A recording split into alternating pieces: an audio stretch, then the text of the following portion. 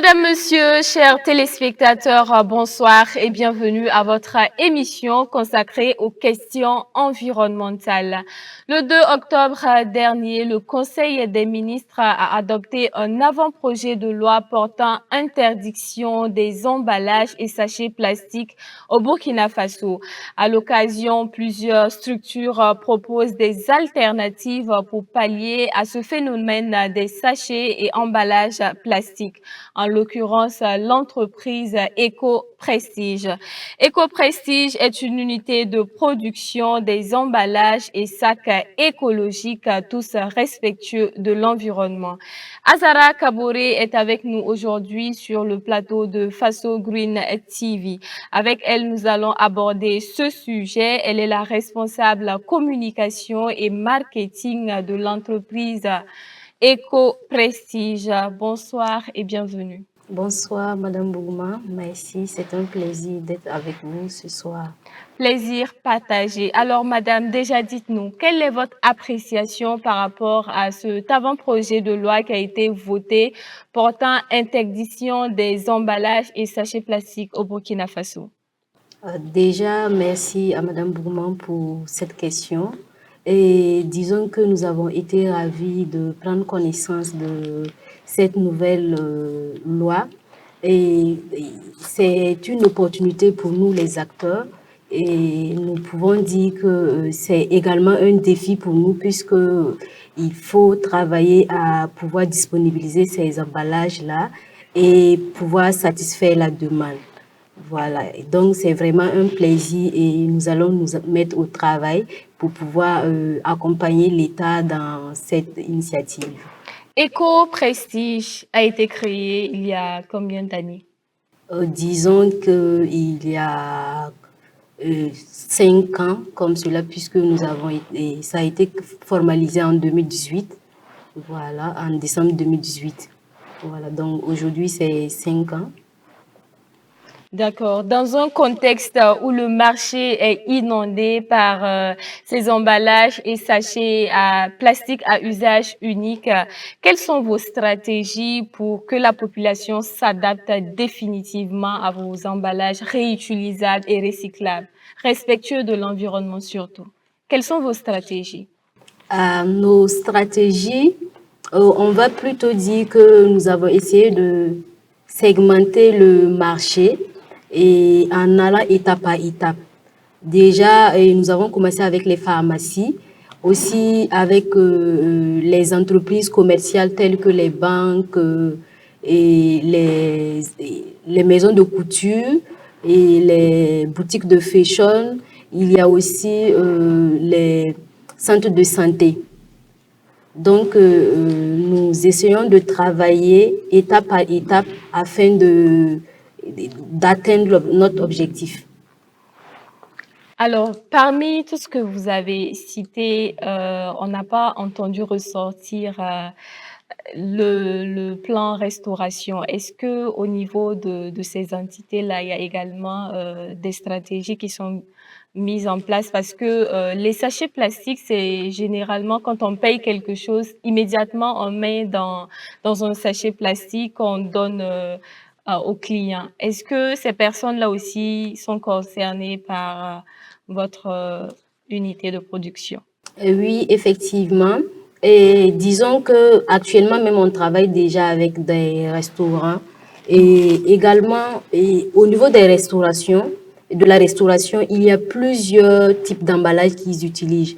Nous sommes dans le type des contenants, voilà. Mais ils ont des emballages primaires qu'ils utilisent, qui pourront avoir ça avec nos collègues. Également, ils pourront avoir également les contenants avec et un emballage brandé à leur image et tout. Voilà. Madame Azara Kabouri, est-ce que vous pouvez revenir sur les différents types d'emballages qu'on peut retrouver à Eco-Prestige? Actuellement, à Eco-Prestige, nous avons plusieurs types d'emballages. Et nous avons des emballages pour les pharmacies que les pharmaciens utilisent au sein de leur officine. Et nous avons également des sacs à pain qui peuvent être utilisés au niveau des boulangeries. Nous avons des sacs publicitaires que les entreprises commerciales, soucieux de leur image, peuvent utiliser également comme gadget de fin d'année. Nous avons aussi un modèle de sac pour poubelle pour les voitures que les concessionnaires peuvent utiliser comme par exemple CFAO, Diakfa et autres. Et il y a aussi des sacs pépinières que les environnementalistes peuvent utiliser pour la plantation des plants. Et il y a aussi, je crois que c'est tout. Ouais. Ok, on aura bien compris. Les prix, est-ce qu'ils sont accessibles? Est-ce que tout le monde peut se procurer les emballages réutilisables de Eco Prestige par rapport bien sûr aux sachets plastiques? Quand on sait que les sachets plastiques sont assez accessibles, c'est à la portée de tous. Est-ce que vos emballages seront accessibles également? Oui, nos emballages sont accessibles. Et déjà, comparativement aux sachets, on pourrait dire que nos emballages sont légèrement un peu plus chers par rapport aux sachets. Mais également, quand on parle du point de vue et durabilité, et on pourra dire que c'est acceptable. On pourra dire que c'est acceptable. Également, si on allait sur des productions de volume, on pourrait beaucoup réduire le prix des emballages. Mais pour le moment, comme la demande est faible, donc ce qui dit que les coûts sont élevés par rapport à la production. Voilà. Mais quand on va aller sur une production de masse, on pourra réduire considérablement. Donc, nous invitons déjà la population à vraiment s'intéresser à ces emballages-là et nous donner vraiment la capacité à pouvoir produire et réduire considérablement le prix. Ok. Alors, vous avez le même objectif avec le ministère de l'Environnement. Il s'agit donc de la préservation de l'environnement. Est-ce que vous travaillez en collaboration avec le ministère ou vous avez des partenaires avec qui vous travaillez? Oui, nous travaillons avec le ministère. Si vous aviez même remarqué, et lors du CIAO passé, bon, récent, on était ensemble et on a travaillé sur la sensibilisation des festivaliers et nous également, on était là pour montrer les alternatives et faire la promotion et vraiment ça s'est bien passé et les festivaliers vraiment ont apprécié les emballages et tout. On voit bien que il y a une prise de conscience. Donc, nous allions travailler à ce que on puisse atteindre ensemble l'objectif qui est l'éradication des sachets plastiques à usage unique au Burkina Faso. Afin que la population aussi puisse s'adapter au fur et à mesure, parce qu'on est conscient que ça ne sera pas par un coup de bâton magique, mais ça sera un processus. Alors, dans toute activité, nous savons qu'il y a toujours des difficultés. Vous, dans votre structure Eco-Prestige, quelles sont les difficultés majeures que vous rencontrez? Bon, les difficultés, déjà, on va parler d'ordre commercial, au vu déjà que la population est un peu réticente vis-à-vis des emballages ou côté prix. Voilà. Et il y a aussi la disponibilité des fonds.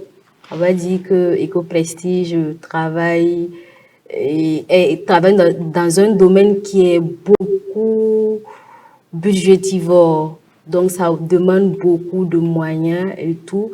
Vous aviez vu que c'est un domaine à intérêt public. Voilà. Donc, si vraiment on doit travailler à satisfaire la demande, vous voyez les moyens que ça demande pour une PME, puisque Eco-Prestige est une PME. Donc, c'est pas toujours facile. Voilà, c'est pas facile, c'est pas vraiment facile. Mais néanmoins, avec les moyens de bord, on travaille à vraiment disponibiliser ces emballages, puisque c'est notre vision, c'est notre mission. Voilà. D'accord. Alors, nous poursuivons et nous tirons vers la fin de cette émission. Azara Kaboré, est-ce que vous avez quelque chose d'autre à ajouter avant qu'on ne dise au revoir aux téléspectateurs, un appel ou déjà, comment est-ce qu'on peut se procurer les emballages Éco-Prestige? Pour se procurer des emballages éco-prestige. Et pour les pharmacies, il y a Ubifam qui distribue nos produits qui peuvent contacter ou nous contacter directement également au 78 79 80 et 78 79 43 95 ou également ils peuvent nous contacter à travers notre réseau social Facebook. Voilà. Et nous sommes à Pissy, non loin du château de Jumbo, c'est-à-dire nous produisons localement. Donc, nous invitons vraiment la population à vraiment passer et à vraiment passer à l'action en adoptant les emballages réutilisables parce que cela va de notre bien-être. Je dis souvent quand on dit oui aux emballages réutilisables, c'est dire oui à notre avenir, c'est dire oui à notre vie, c'est dire oui à notre progéniture. Lady Johnson dit ceci: l'environnement est le lieu où nous nous rencontrons tous. C'est le lieu où nous avons tous un intérêt commun. C'est la seule chose que nous partageons tous. Alors, il est important pour nous de la préserver. Et c'est sur ces mots que nous refermons les portes de cette émission. Merci à Azara Kaboré d'avoir répondu à nos questions. Et merci également à vous, très chers téléspectateurs, d'être restés jusque-là. N'oublions pas, préservons notre environnement car il y va de notre santé. Au revoir.